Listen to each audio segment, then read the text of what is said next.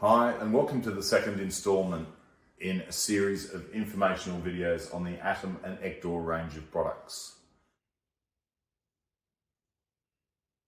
Today, we'll be talking about the Maximus Downlight. It is an 8-watt low-glare tricolour dimmable LED downlight, available in black or white.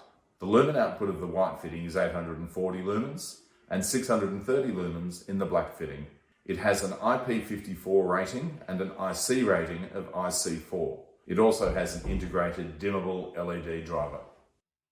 It has a deep recessed light source with a 45-degree beam angle and a much lower glare rating than a conventional downlight.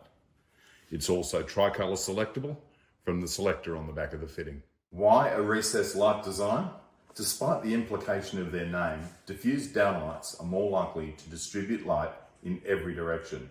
Lower in cost, these luminaires usually have the lens mounted flush with the ceiling.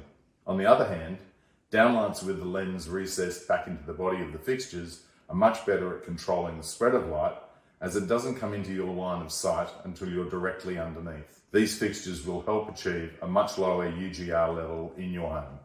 So that's the Atom Maximus, available in all good wholesalers. Thanks for watching.